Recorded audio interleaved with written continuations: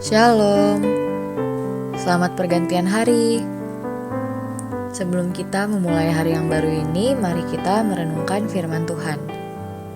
Firman Tuhan pada petang hari ini berjudul Berani Mengakui Kesalahan. Berapa banyak dari kita yang sering berbohong untuk menutupi suatu kesalahan? Zaman sekarang itu dikatakan sebagai white lies atau kebohongan demi kebaikan. Namun apakah itu benar? Di dalam Mazmur 32 ayat yang kelima, dosaku kuberitahukan kepadamu, dan kesalahanku tidaklah kusembunyikan. Aku berkata, aku akan mengaku kepada Tuhan pelanggaran-pelanggaranku, dan Engkau mengampuni kesalahan karena dosaku. Kita tahu bahwa Tuhan rindu bagi kita umat berdosa untuk mengakui dosa kita dan bertobat untuk mendapatkan pengampunan. Bahkan, bukan hanya sampai mendapatkan pengampunan, melainkan benar-benar bertobat dan meninggalkan dosa itu. Apakah merupakan suatu hal yang benar saat kita ditanyakan oleh guru kita di sekolah, saat kita mencontek dan tidak mengakuinya agar bebas dari masalah atau hukuman?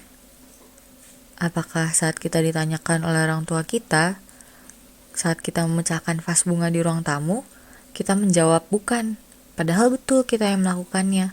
Tetapi demi terhindar dari teguran orang tua, kita berbohong karena itu merupakan solusi yang terbaik.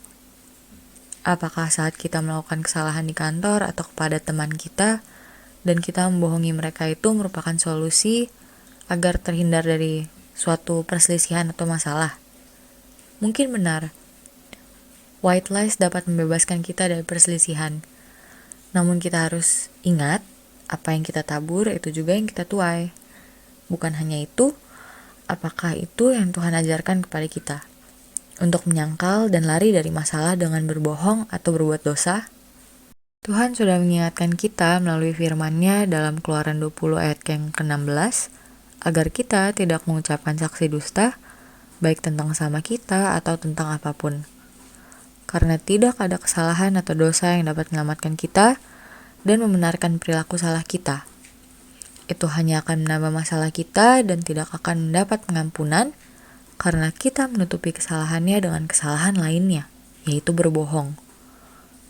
Tuhan rindu agar kita melakukan hal yang benar, yaitu dengan mengakui kesalahan kita, bertobat, dan berubah dengan meninggalkan dosa kita. Menyerahkan diri kita kepada Tuhan, agar Roh Kuduslah yang menguasai kita dan menuntun kita.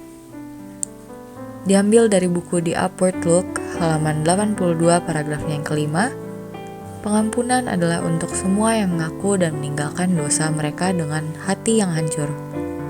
Biarlah kita belajar untuk berani mengakui kesalahan kita, bertobat, dan meninggalkan dosa itu, agar Tuhan pun mengampuni kita, dan kita dapat menjadi pribadi yang lebih baik dan mencerminkan karakter Tuhan dalam hidup kita. Demikianlah firman Tuhan pada petang hari ini. Tuhan Yesus memberkati kita semua. Amin.